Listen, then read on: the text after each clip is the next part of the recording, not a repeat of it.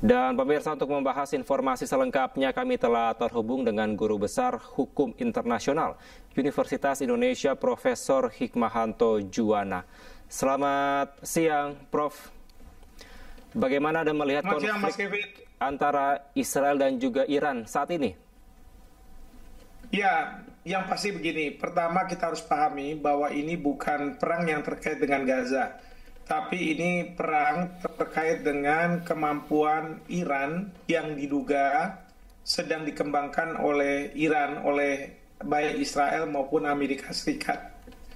Nah, kita tahu bahwa kalau Gaza, Presiden Trump sebelum beliau menjabat mengatakan bahwa penyelesaiannya adalah menyerang Iran. Ya.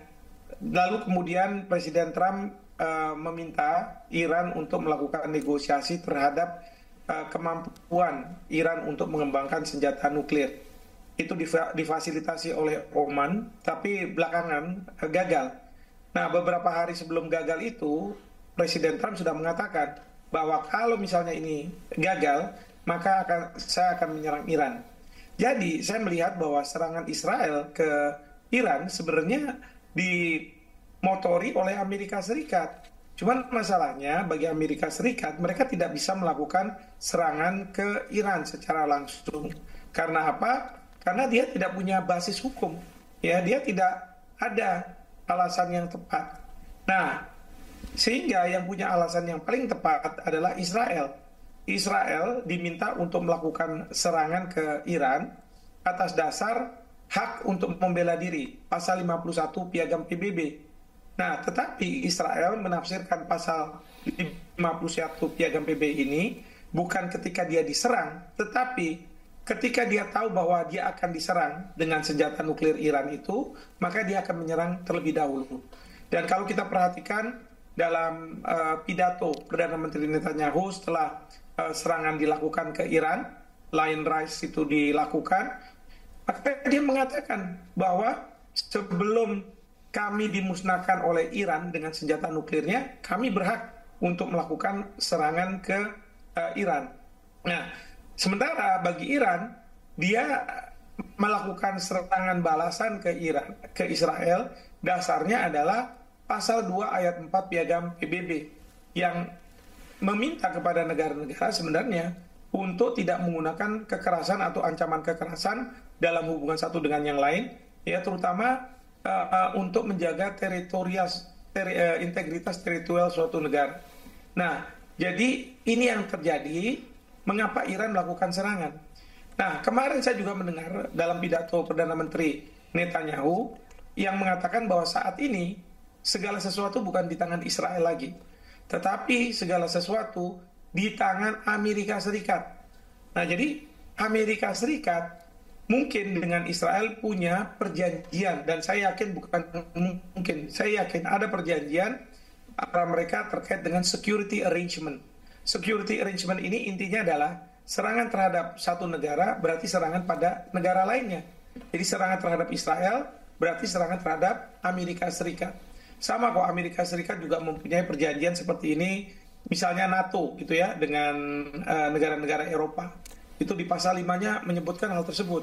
Juga Amerika Serikat punya perjanjian seperti ini dengan Jepang. Ya, jadi ada.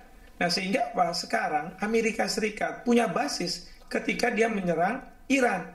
Dan sekarang kapal-kapal induk Amerika Serikat sekarang dikerahkan ke Timur Tengah untuk melakukan intercept terhadap rudal-rudal yang dikirim oleh Iran ke Israel, termasuk drone dan lain sebagainya. Jadi sekarang ini perang bisa bereskalasi. Nah, masalahnya adalah di belakang ini ada negara besar. Yang kedua, saya mendapat informasi kabar dari media massa bahwa Rusia sudah mengatakan bahwa dia ternyata mempunyai security arrangement dengan Iran dan juga Korea Utara. Artinya apa? Bukannya tidak mungkin Rusia dan Korea Utara akan berada di belakang Iran dalam menghadapi Israel dan Amerika Serikat. Nah, ini yang bahayanya adalah perang ini akan menjadi terbuka dan akan bereskalasi. Nah, yang saya khawatir dikhawatirkan juga adalah sekarang Israel tidak hanya menyerang target-target tertentu. Kalau kemarin kan target yang dituju ada 3 hal. Pertama adalah instalasi-instalasi yang akan membangkitkan senjata nuklir Iran. Lalu yang kedua adalah ilmuwan-ilmuwan Iran yang memiliki pemahaman tentang masalah nuklir. Dan yang ketiga adalah pemimpin garda revolusi tertinggi dari Iran. Ya. Nah, Iran juga melakukan serangan ke target-target militer. Tetapi karena ini antar dua negara yang sebenarnya boleh dikatakan letaknya berjauhan, maka mereka tidak bisa melakukan operasi darat. Jadi serangan-serangan itu dilakukan melalui udara. Dan kalau serangan-serangan udara itu presisinya memang bisa dipertanyakan karena bisa saja dia akan menyasar juga ke rakyat sipil. Dan kita tahu rakyat sipil sudah ada dari korban dari Iran maupun dari Israel. Bahkan yang tadi kita barusan saja melihat televisi juga diserang. Tetapi mungkin televisi ini diserang karena dianggap oleh Israel sebagai alat propaganda untuk mengagitasi ya rakyat Iran untuk mau melawan Israel. Nah, kita tahu Perdana Menteri Netanyahu dalam pidatonya setelah beliau melakukan serangan juga menyampaikan mengagitasi rakyat Iran untuk merubah pemerintahannya. Nah, ini juga sebenarnya Trump ataupun Netanyahu dan yang lainnya tahu bahwa sebenarnya yang akan punya kendali itu yang harus diselesaikan terlebih dahulu, gitu ya. Dan ya ini juga yang diharapkan oleh banyak masyarakat internasional bahwa rakyat di Amerika Serikat ataupun di Israel bisa menyelesaikan permasalahan ini. Karena kalau misalnya rakyat sudah tidak percaya pada Netanyahu ataupun Trump dan kemudian diturunkan dari kekuasaannya dengan harapan ganti pemerintah, ganti kebijakan, mungkin saja kita bisa terhindar dari perang yang bereskalasi lebih besar. Prof. Juwana, apakah konflik antara Israel dengan Iran ini ada hubungannya dengan ancaman bom yang baru-baru saja ini dapat informasinya terjadi di pesawat Saudi Airlines yang mendarat di Kuala Namu, Deli Serdang, Sumatera Utara? Wah, saya tidak bisa memverifikasi hal tersebut ya. Karena informasi yang saya dapat masih nihil, jadi saya tidak berani memberikan komentar mengenai masalah itu, Kevin. Oke, baik. Lalu Anda sempat menyatakan bahwa perang ini akan bisa menjadi eskalasi yang besar atau bisa semakin memanas. Dampaknya terhadap Indonesia khususnya seperti apa, Prof? Ya, yang pasti pertama adalah harga minyak akan menjadi tinggi, menjadi mahal. Nah, ini harga minyak mahal akan berdampak pada segala urusan kehidupan di Indonesia, karena APBN kita misalnya saja merujuk pada harga minyak tertentu. Ya, kalau misalnya ini bereskalasi berarti segala sesuatu juga akan berubah. Belum lagi barang-barang yang kita akan impor itu tentu akan menjadi mahal. Secara ekonomi akan berdampak terhadap hal tersebut.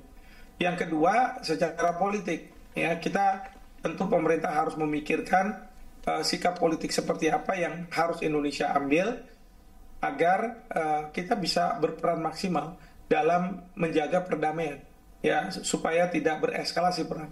Saya terus terang tidak setuju kalau misalnya pemerintah harus berpihak ke salah satu kekuatan gitu. Demikian. Langkah konkret yang perlu dilakukan pemerintah kita apa, Prof? Ya, yang pasti adalah berkomunikasi dengan banyak kepala pemerintahan dari berbagai negara untuk mendapatkan sikap mereka terhadap yang terjadi sekarang ini. Dan kalau negara-negara ini bersepakat bahwa ini akan membahayakan dunia, tentu mereka akan mencarikan jalan keluar. Yang kedua, bagi pemerintah Indonesia, kita harus punya contingency plan. Kalau misalnya perang ini terus bereskalasi dan menjadi besar, kita tidak boleh menafikan bahwa perang ini akan menjadi besar, menganggap bahwa perang ini akan selesai dalam waktu beberapa hari. Kita lihat saja, perang di Ukraina sampai hari ini masih terjadi. Perang di Gaza sampai hari ini sudah terus terjadi, walaupun sudah 1 tahun lebih. Nah, oleh karena itu, kita harus menyiapkan kontingensi. Ya, pemerintah harus memikirkan rakyatnya. Bagaimana supaya rakyat kalau bisa tidak terganggu dengan adanya perang di Timur Tengah ini. Dan yang ketiga, tentu pemerintah perlu memikirkan upaya-upaya yang bisa dilakukan agar perang ini tidak bereskalasi.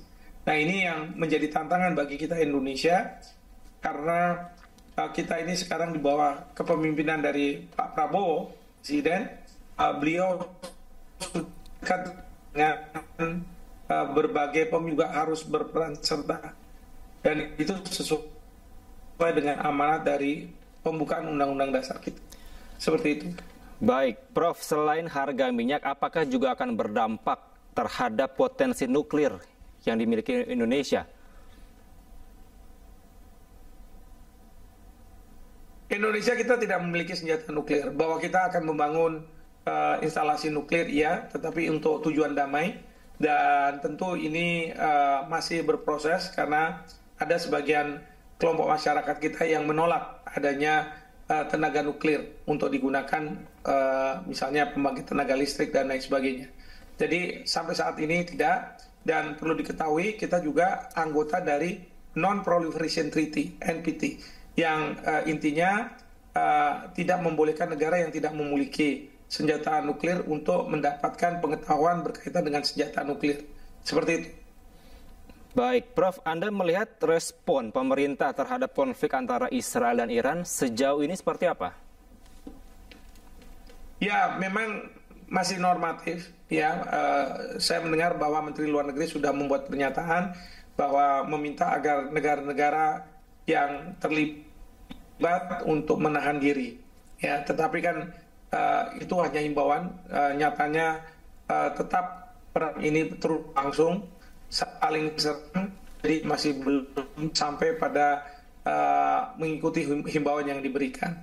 Yang kedua, kalau tidak salah, pemerintah juga sudah berperan di dalam mengadakan sidang darurat dari Dewan Keamanan PBB. Walaupun kita bukan anggota dari Dewan Keamanan PBB, tapi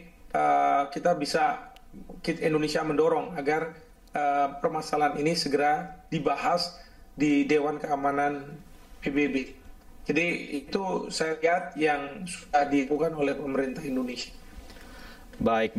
Terima kasih Profesor Hikmahanto Juwana atas insight-nya kepada kami. Kami nantikan harapan terbaik pasca konflik ini bagi Indonesia tentunya. Terima kasih Guru Besar Ilmu Hukum Internasional Hikmahanto Juwana. Selamat siang.